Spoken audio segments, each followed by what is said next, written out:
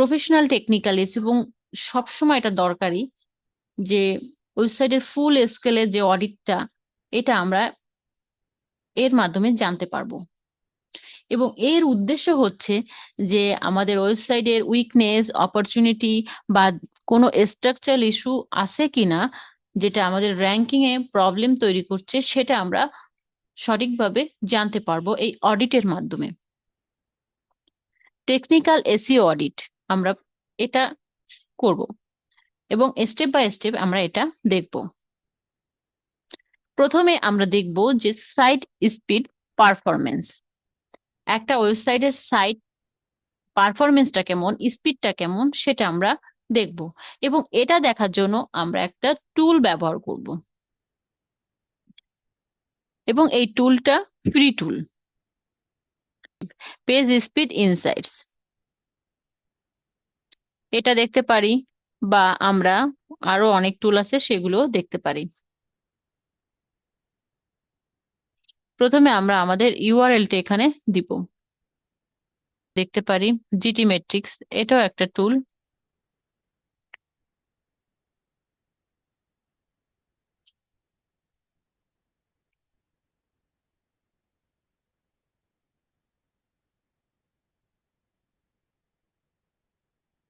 এখানে আমাদের ইউআরএলটা দিব এখানে।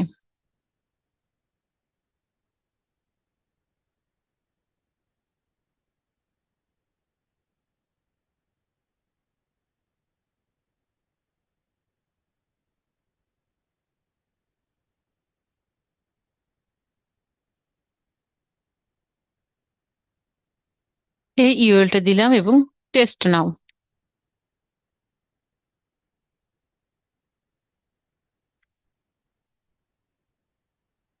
একইভাবে আমরা, এটা একটু সময় নিবে করতে। আমাদের রিপোর্টটা এখন দেখাচ্ছে performance 97, accessibility, best practice SEO. Performance, এই যে এই চিহ্নটা হচ্ছে ওয়ার্স্ট, এটা বেটার, এটা বেস্ট। তো আমাদের ফার্স্ট কন্টেন্টফুল পেইন্ট ঠিক আছে, মানে প্রথম লোড হওয়া, প্রথম যে ইমেজটা, এই যে ইমেজটা, এই ইমেজটা লোড হতে 1.1 সেকেন্ড লাগছে। তো এইটা ঠিক আছে, গ্রিন মার্ক মানে। এইটাও ঠিক আছে, লার্জেস্ট কন্টেন্টফুল পেইন্ট 1.6 সেকেন্ড এটা লেগেছে। আর আছে কিউমুলেটিভ লেআউট শিফট, এটাও ঠিক আছে। টোটাল ব্লগিং টাইম, এটাও ঠিক দেখাচ্ছে। তো এই তিনটা জিনিসটা ঠিক আছে, এইটা এটা এটা, এবং এই তিনটাকে বলে কোর ওয়েব ভাইটালস। সেটাকে আমরা একটু পরে জানবো বিস্তারিত। তো এই জিনিস তিনটা ঠিক আছে, এই যে first contentful paint, largest contentful paint and cumulative layer shift, এইটা গ্রিন মার্ক দেখাচ্ছে এখানে। স্পিড ইন্ডেক্স আর একটু ভালো হওয়া দরকার। ইমপ্রুভ, এইটা খারাপ আছে। Image delivery, LCP breakdown, LCP request discovery, তারপর হচ্ছে network dependency tree, use efficient cache lifetime. এই প্রবলেমগুলো আমাদের সলভ করতে হবে। এখান থেকে রিডিউস আনইউজ সিএসএস, সিএসএস অনেক কিছু আছে, জাভাস্ক্রিপ্ট। 91 অ্যাক্সেসিবিলিটি আছে, এটাও ঠিক আছে। এখানে একটা প্রবলেম আছে যে background and foreground colours do not have a sufficient contrast ratio. ওয়েবসাইটের কন্ট্রাস্ট রেশিও ঠিক নেই কালারের। Task targets do not have sufficient size or spacing, এই প্রবলেমটা আছে।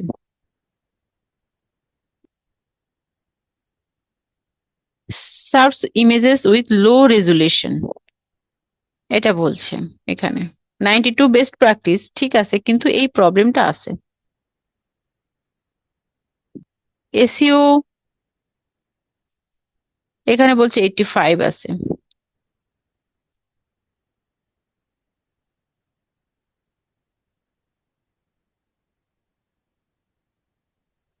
এই প্রবলেমগুলো আমাদের একে একে সলভ করতে হবে। এটা কিন্তু মোবাইল রেসপন্সিভনেস, এইটা কিন্তু আমরা যে রিপোর্টটা দেখলাম এটা মোবাইল ভার্সনের এরকম দেখাচ্ছে। আর ডেস্কটপে কেমন দেখায়? ডেস্কটপে পারফরমেন্সটা আরো একটু বেটার দেখাচ্ছে, আরো একটু ভালো দেখাচ্ছে মোবাইল থেকে।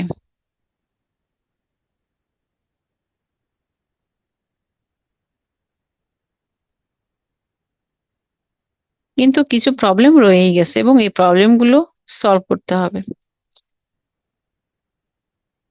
এই যে গ্রিন মার্ক থাকা মানে ভালো, এবং মোবাইল তার থেকে কম আছে, ডেস্কটপে একটু বেশি ভালো আছে। আর যেটি ম্যাট্রিক্সে এখানে দেখাচ্ছে না এটা। ও আচ্ছা, এখানে দেখাচ্ছে যেটি ম্যাট্রিক্সে, আচ্ছা এখানে দেখাচ্ছে পারফরমেন্স 100, স্ট্রাকচার 100, এটা সবকিছু বেশি বেশি ভালো দেখাচ্ছে।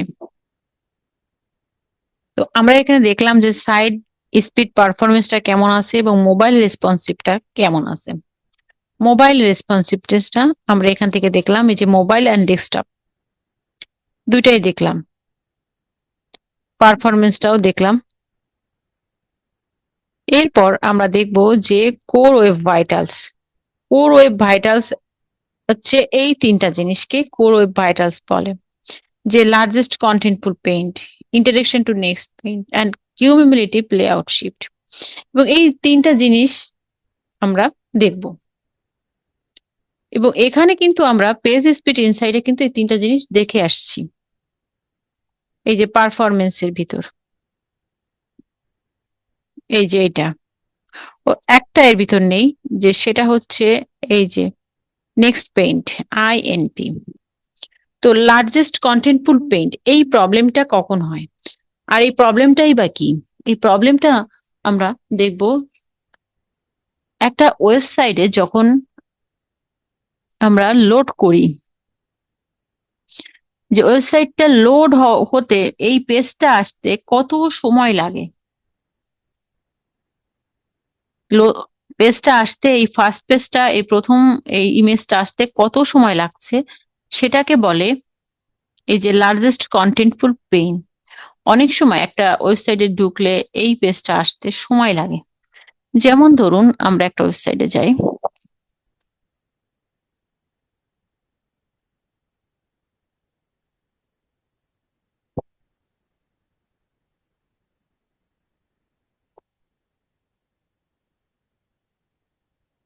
আচ্ছা আমরা এই ওয়েবসাইটটাই যাই, দেখি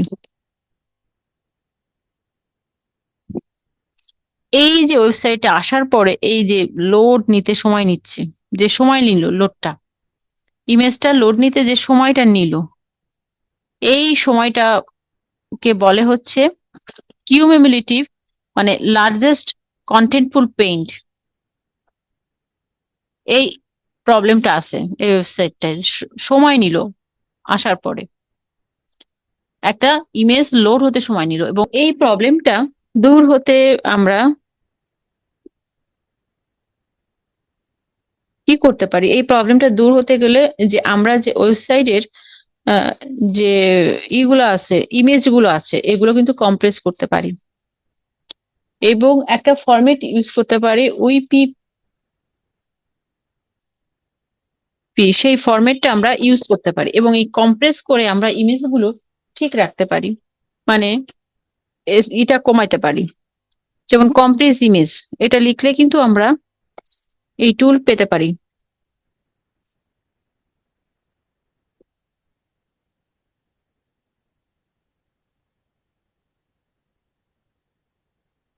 এখানে অনেকগুলো ওয়েবসাইট আছে ইমেজ, এখানে আমরা যেতে পারি, বা এইখানে বিভিন্ন রকমের আছে, এখানে অনেকগুলো আছে, বা সেকেন্ড থার্ড ফোর্থ এরকম 10টা পেজ বা আরো আছে।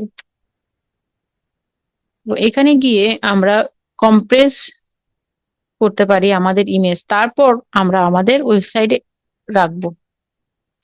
আমাদের ওয়েবসাইটে এভাবে এখানে আপলোড করতে পারি, যে ইমেজটা আমি দিব আপলোড করে এখানে কম্প্রেস করে, যেমন ধরুন একটা ইমেজ আমরা আপলোড করি এখানে, কম্প্রেস ইমেজ,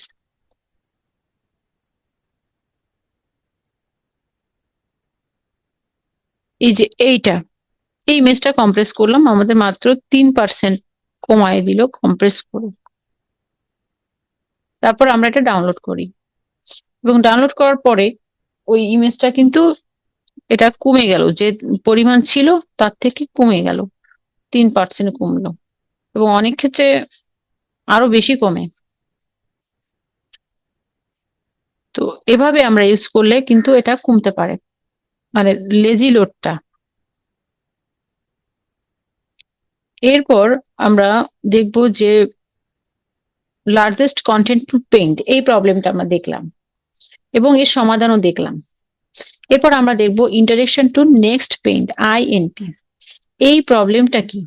প্রথমে এই প্রবলেমটা হচ্ছে কি, একটা ওয়েবসাইটে গিয়ে একটা ক্লিক করার পরে যে টাইমটা নেয় সেই পেজে যেতে বা পোস্টে যেতে, লোড নিতে, সেই টাইমটাকে বলে মানে রেসপন্সিভনেসটা কত।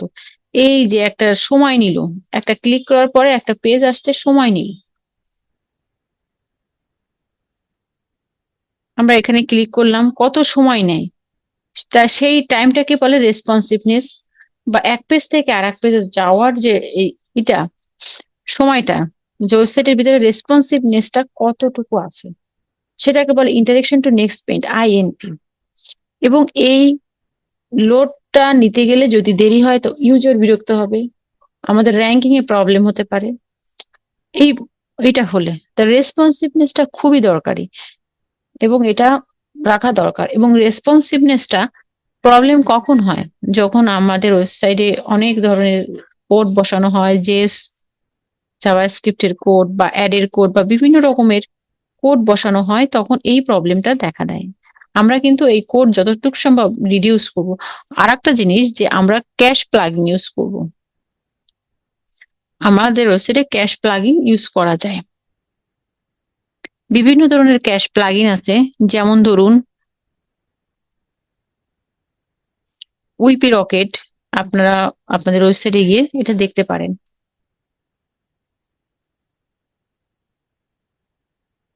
আচ্ছা, আমরা একটা ওয়েবসাইটে যাই, যে আমাদের ওয়েবসাইটে আমরা ক্যাশ প্লাগইন রাখতে পারি, যেমন পার্স ক্যাশ, মিনিফাই ক্যাশ।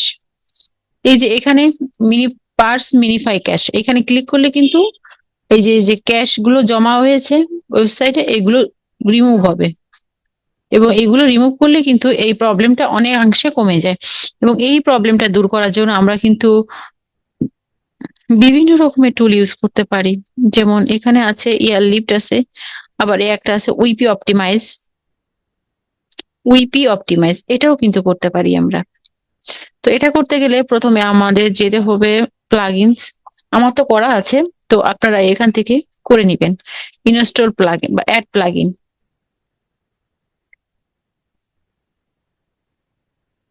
এখানে এসে উইপি অপটিমাইজ, এটাও কিন্তু ভালো, বা উইপি রকেট, উইপি অপটিমাইজ।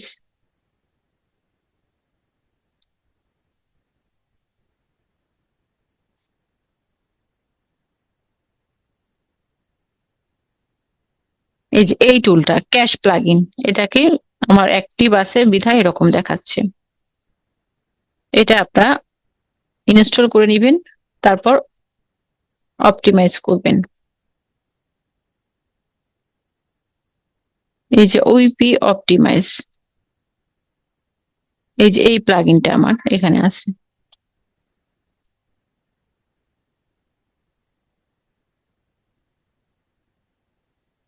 এই যে এইখানে এসে আপনারা কিছু অপটিমাইজ করবেন, database, image, cash, মিনিফাই, performance.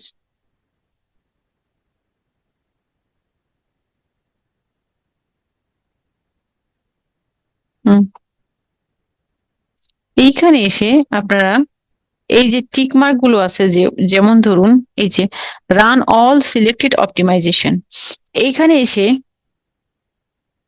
Run দিবেন, যেমন রান অল সিলেক্টেড অপটিমাইজেশন, এভাবে করে দিতে পারেন।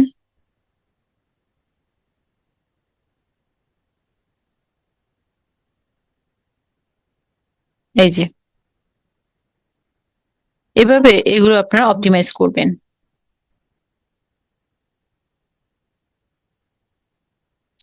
তাহলে এই প্রবলেমটা অনেকাংশ কমে যাবে।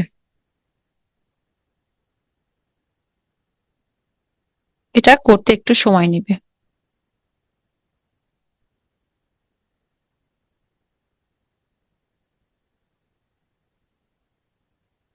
এরপর আমরা যেতে পারি যে ইমেজেস। ইমেজেস, যে ইমেজ গুলো আছে সেগুলা কিন্তু আমরা এই যে এখান থেকে অটোমেটিক্যালি এটা অন করে রাখতে হবে, এই দুইটা।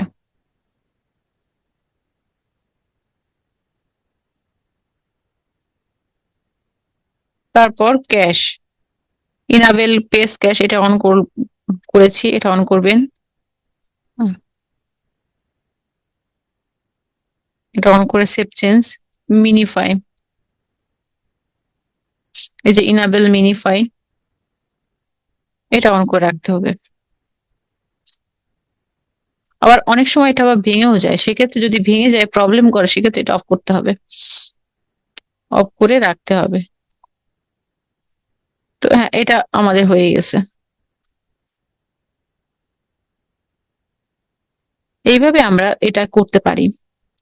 এরপর কিউমিউলেটিভ লেআউট শিফট, এই প্রবলেমটা কিউমিউলেটিভ লেআউট শিফট মানে যখন একটা পেজ বা একটা ওয়েবসাইট যদি আমি এভাবে আসি বা লোড করার সময় নড়ে যায়, অপ্রত্যাশিতভাবে নড়ে যায় পেজটা লোড নেওয়ার সময়, তো তখন এই প্রবলেম হয় এবং ইউজারের এটা এটা একটা প্রবলেম, বা র্যাঙ্কিং এর ক্ষেত্রেও প্রবলেম হয়। তো সেই প্রবলেমটা দূর করার জন্য যে এটা কাঁপছে না, আমরা আর একটা পেজে যাই, ওয়েবসাইটে যাই। ধরুন আমরা একটা ওয়েবসাইটে গেলাম, যে এটাতেই যাই আবার।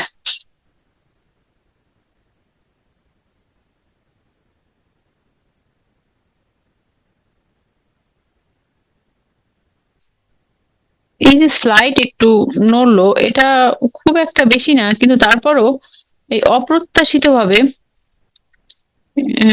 সরে যায়। যেমন ধরুন এই হেডারটা বা এই এইগুলা মেনু বার অপ্রত্যাশিত ভাবে সরে যাওয়া বা নড়ে যাওয়া আবার ঠিক হয়, কিন্তু একটা সরে যাওয়ার একটা দেখা যায় প্রবণতা, সেটাকেই বলে কিউরেটিভ লেআউট শিফট। এবং এই প্রবলেমটা আমরা সমাধান করতে পারি কিভাবে? এই প্রবলেমটা সমাধান করতে পারি যে আমাদের যে ইমেজ আছে এগুলার সাইজটা ঠিক করা। এবং এখানে অনেকের ওয়েবসাইটের হেডারে অনেক অ্যানিমেশন থাকে বা ফার্স্ট পেজে অনেক অ্যানিমেটেড থাকে এখানে, এবং এই অ্যানিমেশন গুলো ইউজ না করা, তাহলে আমাদের এই প্রবলেমটা অনেকাংশে কমে যেতে পারে। এই তিনটা হচ্ছে কোর ওয়েব ভাইটালস, এবং এই কোর ওয়েব তিনটা ভাইটালস এটা আমাদের কেমন আছে সেটা আমরা কিন্তু এটা দেখতে পারি যে পেজ স্পিড ইনসাইট এই টুলস দিয়ে। এই দেখুন এখানে কামোবিলিটিভ লেআউট শিফট, এটা এখানে গ্রিন মার্ক দেখাচ্ছে, এটা ভালো আছে।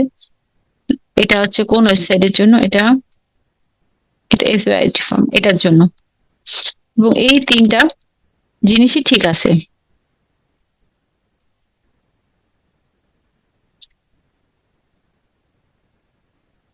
এবং এই স্পিড ইন্ডেক্স এটা একটু কম আছে সেটা দেখাচ্ছে। তো এভাবে আমরা technical SEO audit, professional technical SEO অডিটটা করব। এবং আজকে আমরা দেখলাম site speed, performance, mobile responsiveness এবং কোর ওয়েব ভাইটালস।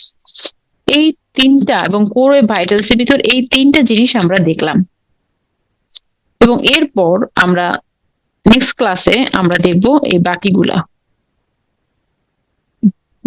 আমরা নেক্সট ক্লাসে দেখব। আজকের ভিডিওটি এই পর্যন্তই। যদি যদি এই ভিডিওতে কোনো প্রবলেম হয়, বুঝতে অসুবিধা হয়, তাহলে কমেন্টে জানাবেন এবং আপনারা এইগুলা প্র্যাকটিস করবেন। এবং প্র্যাকটিস করার পরে যদি কোনো প্রবলেম হয় কমেন্ট বক্সে জানাবেন, আমি চেষ্টা করব উত্তর দেওয়ার। Bye bye, see you next.